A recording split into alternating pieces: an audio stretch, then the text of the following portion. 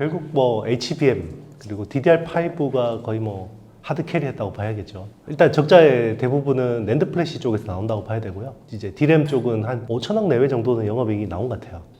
그만큼 이제 HBM 쪽의 이익 기여도가 많이 커진 거고. 그런데 이제 왜 그러면 주가는 오르냐면 항상 그랬어요. 이제 삼성전자하고 SK하이닉스 반도체 부문의 주가 흐름을 결정하는 거는 결국 D램이에요. 낸드 플래시보다는. 결국은 D램이 올라가면 결국 낸드 플래시도 따라 올라간다라고 보통 시장은 인지를 하거든요. 그래서 이번에는 D램하고 낸드 플래시의 시차가 좀 차이가 났던 거는 AI 반도체 때문에. AI 반도체가 이제 GPGPU라는 엔비디아 칩이잖아요. 거기에 HBM이 기본으로 채택이 되면서 이번에는 그 D램 사이클은 굉장히 빨리 올라왔어요. 그러니까 기존의 D램 라인을 HBM으로 전환하면 자동으로 캐파가 한 40%가 줄어요. 근데 이제 지금은 어떻게 보면 계속해서 공급 과잉 상태였잖아요. 근데 공급 과잉 상태에서 HBM 전환 수요 때문에 캐파가 40% 줄는 효과는 굉장히 구조조정 속도를 빨리 당길 수 있었던 거고, 그리고 이번 사이클은 또 DDR4에서 DDR5로 전환되는 사이클이었잖아요. 그러니까 감산이 되면서 라인을 스톱을 하면 그 사이에 테크 마이그레이션을 할 수 있는 거죠. 근데 반대로 보면 낸드 플래시는 사실 수요가 올라오는 것 말고는 천수답인 상황이었거든요. 그래서 계속해서 감산을 공격적으로 할 수밖에 없었던 상황이고, 이제 뭐 조만간 낸드 플래시도 반등할 거라고 보는 거는 다들 기정사실화해서 보는 건데, 제일 중요한 어떤 낸드에서의 트리거 포인트는 내년 일반 서버 시장이에요.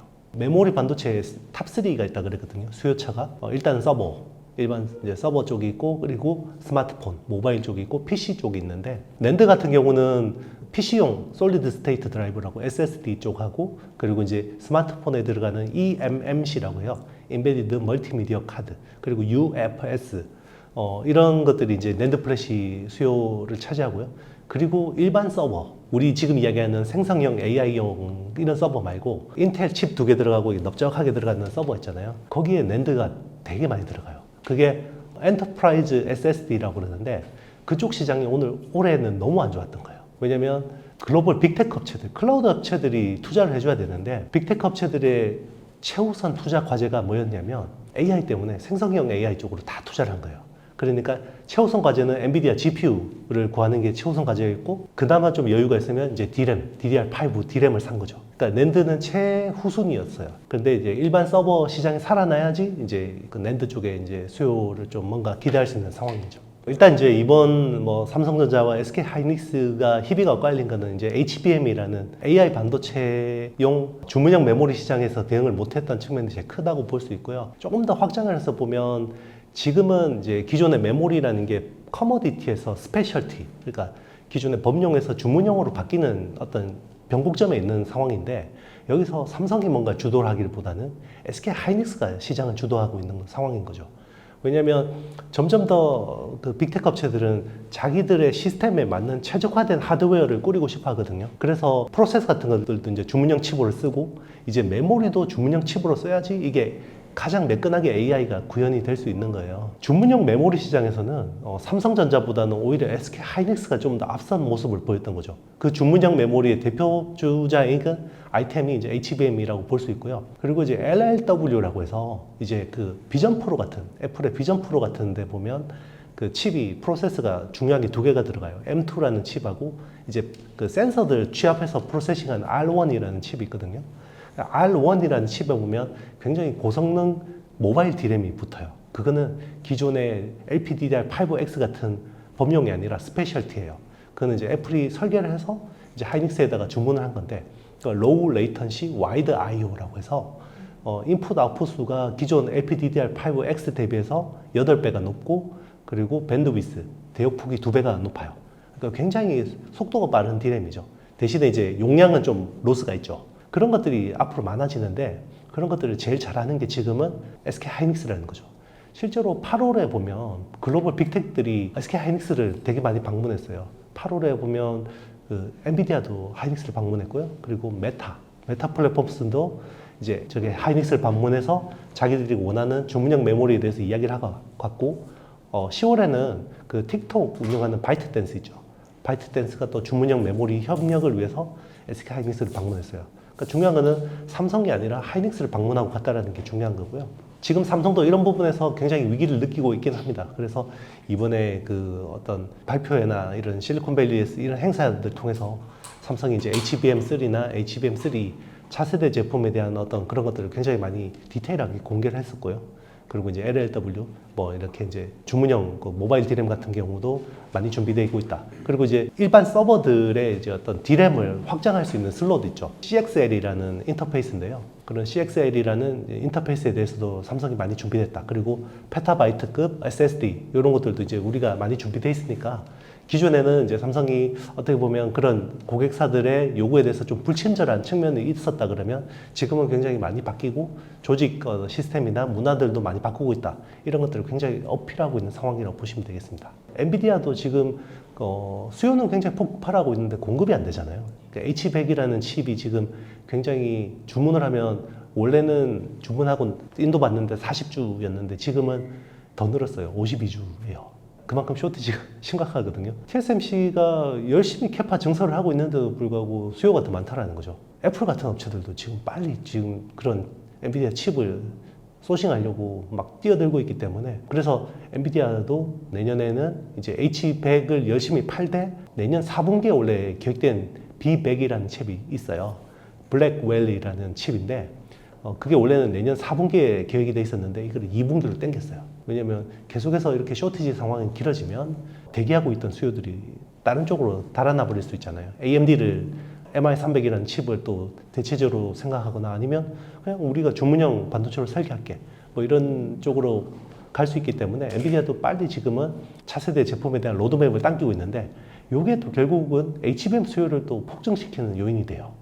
왜 그러냐면 기존의 H100이라는 칩은 80GB의 HBM을 쓰거든요. 그런데 B100 같은 칩들은 한 2.4배 더 많이 써요. 192GB 정도. 차세대 제품을 땡기면 그 수요가 또 많아지잖아요. 그러니까 HBM 수요는 당초 계획했던 것보다 더 많아지는 거예요. 그래서 원래 내년에 올해 대비해서 HBM 시장이 한 2배 정도 성장할 거라고 봤거든요. 올해가 한 39억 달러 정도 받고 내년이 한 89억 달러 정도로 이제 받는데 지금 최근에 나온 데이터들은 내년이 올해 대비해서 175%까지 성장할 수 있다. 이런 것들이 다 영향을 미치는 거죠. 지금 이야기하는 엔비디아나 AMD나 이런 AI 반도체 칩들은 기본적으로 2.5D 구조를 채택합니다. 여기 GPU라는 게 하나가 있고 그리고 HBM 아파트가 있고요. 이게 밑에 실리콘 인터포저라는 어떤 베어 반도체라고 할게요. 이것도 반도체예요. 기판이라기보다는. 이걸 통해서 2.5D 구조로 연결하고 제일 밑에 플립칩 BGA가 붙는 구조거든요.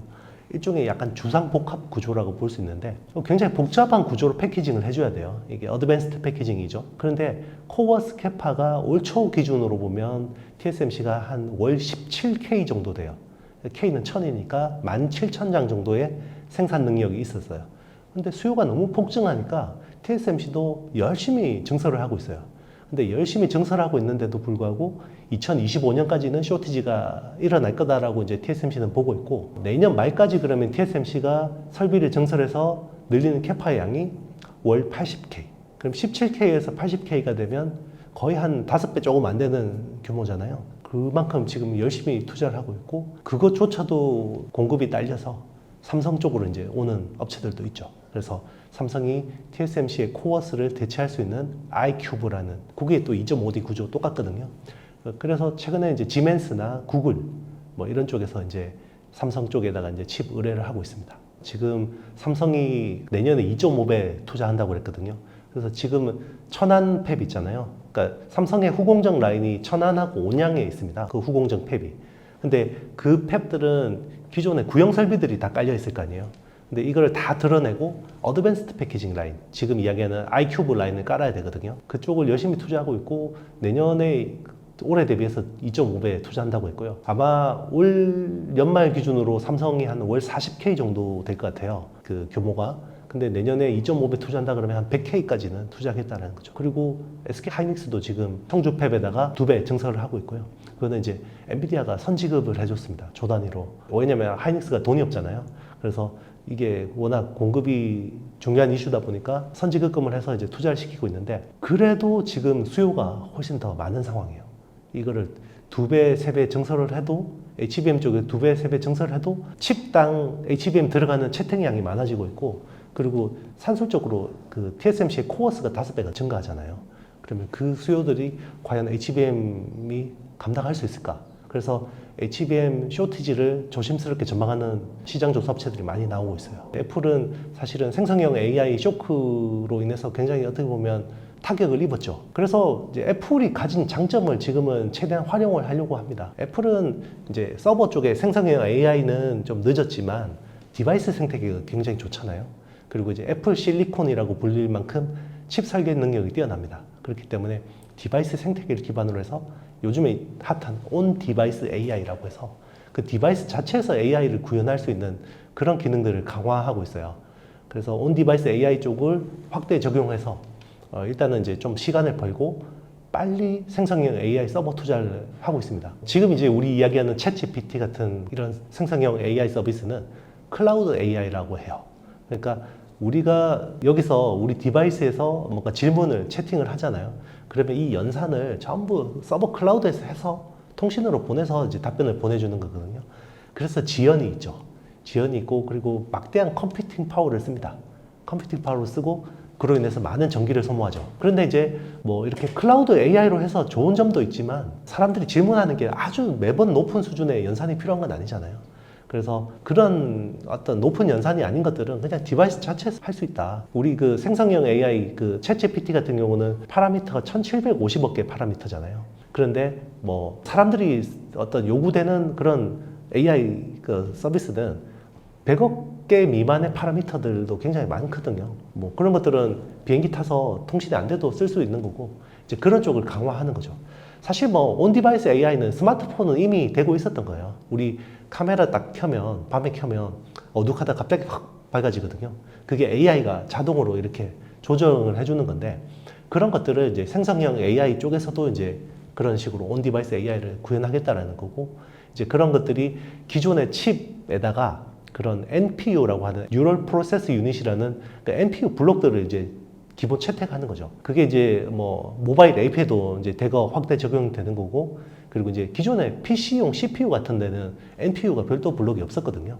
그런데 이번에 나오는 인텔 메테오 레이크라는 신규 칩셋 같은 경우는 그 NPU 블록이 2개 들어가요. 2개의 코어가 들어가거든요. 그래서 이제는 온 디바이스 AI가 지원되는 PC가 되는 거죠. 그래서 내년에 PC 수요를 좀 기대하는 사람들은 AI가 되는 PC, 안 되는 PC가 마케팅 포인트가 될 수 있다. 이런 좀 기대를 하고 있습니다. 퀄컴이에요. 퀄컴이 원래는 그 모바일 AP만 주로 했었잖아요. 그러니까 스마트폰에 들어가는 스냅드래곤이라는 그걸 주로 했었는데 최근에 윈도우 OS용 칩을 내놨어요. 그게 스냅드래곤 X 엘리트라는 건데요. 그거는 이제 마이크로소프트도 굉장히 전향적으로 바뀐 거죠. 그러니까 기존에 마이크로소프트하고 인텔은 윈텔 동맹이라고 할 정도로 굉장히 공고했잖아요. 그러니까 PC 시대에 보면 윈도우 OS와 인텔 인사이드는 기본 디폴트였잖아요.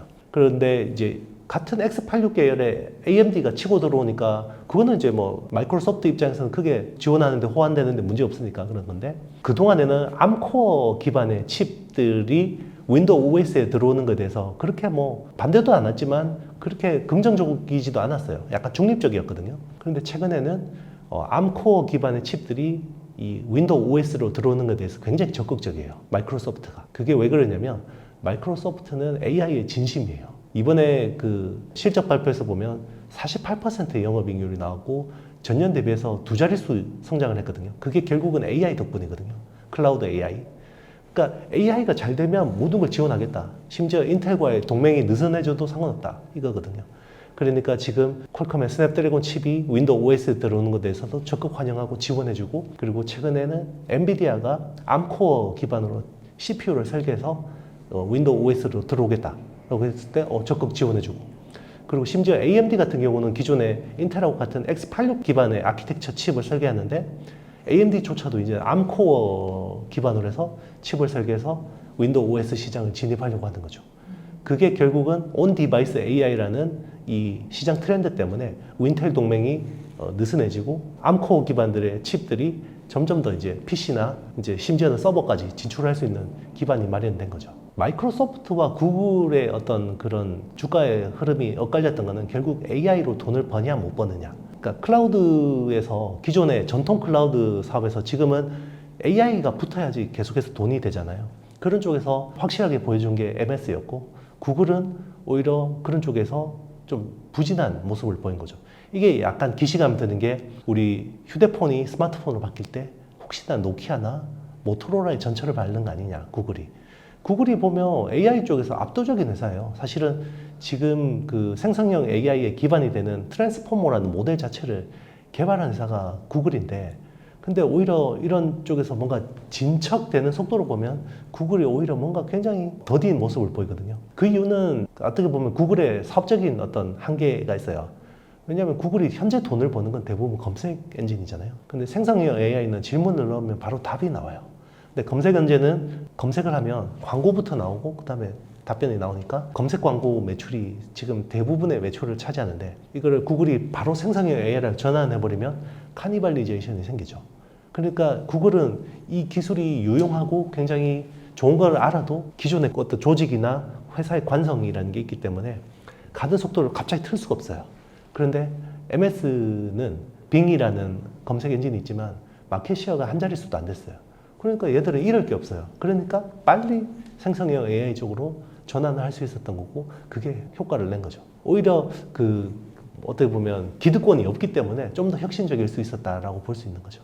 그러니까 AI라는 트렌드 자체가 올해도 그렇고 내년도 그렇고 꺾일 것 같지는 않아요. 그래서 AI 반도체와 HBM에 대한 트렌드는 꺾이지 않을 것 같고요. 그리고 AI 반도체에서 사실 우리나라가 수혜를 보는 건 HBM인데, 여기서 삼성 파운드리의 역할 확대를 좀 주목해야 될 것 같습니다. 삼성이 단순히 HBM3의 어떤 하이닉스를 추격해서 들어가는 그 포지션에 그칠 건지, 아니면 파운드리 선단 공정과 이제 턴키 베이스로 iQub까지 하는 여기까지 확장할 것인지가 되게 중요할 것 같고요. 그러면 거기 관련된 밸류 체인들이 굉장히 어떻게 보면 수혜를 볼 수 있고, 그리고 이제는 약간 이제 전공정 쪽으로 조금 주목을 해봐도 괜찮을 것 같습니다. 왜냐하면 이제는 전통 수요가 조금씩 이제 조금이 아니라 굉장히 빨리 올라오고 있죠. 4분기 들어서는 D램이나 이제 낸드 플래시 쪽 가격들이 빠른 속도로 올라오고 있거든요. 그러면 그동안 좀 후공정에 비해서 좀 상대적으로 소외됐던 전공정 관련주들, 특히 그 중에서 저는 프로세스 케미칼 업체들 되게 뭐 괜찮아 보여요. EUV용 PR 쪽에 어떤 노출도가 높은 동진 세미캠이나, 그리고 이제 3나노 게이트 올라운드 쪽에 이제 케미칼 납품하는 솔브레인, 그리고 이제 그 고순도 과산화수소 같은 세정액 이제 원재료를 납품하는 한솔 케미칼, 뭐 이런 회사들을 좀 편안하게 볼 수 있지 않을까 생각하고요. 그리고 이제 기판 업체들도 최근에 주가가 되게 많이 조정받았거든요. 그래서 뭐 심택이나 대덕전자나 해성 DS, 뭐 삼성전기 이런 회사들도 좀 주목할 만하다고 생각합니다. 밸류에이션이 부담스러워요. 사실 탑으로 보면 한미반도체잖아요. 근데 한미반도체 쪽으로 최근에 AI ETF들이 계속해서 설정이 되는데, 거기서 보면 한미반도체가 제일 높은 비중으로 설정이 돼요. 최근에 한국 투자에서 나온 그 에이스 AI ETF 같은 경우도 삼성전자하고 SK하이닉스 한미반도체가 25%씩 동일하게 비중이 됐고요. 이번에 나오는 11월 중순에 나오는 그 미래셋 타이거 ETF 같은 경우는 거기에 한미반도체가 한 16.5%, 그리고 뭐 이오테크닉스가 한 8% 후반, 그리고 동진 세미캠 솔브레인이 한 6% 후반대로 들어가거든요. 뭐 그러니까 수급이 계속 들어오는 거죠. 밸류에이션은 비싼 건 맞는데 수급이 계속 들어오니까 이 수급이 잦아들 때까지는 계속 올라갈 수 있다라고 볼 수 있는 거죠. 다만 이제 밸류는 부담스러운 거는 사실이죠.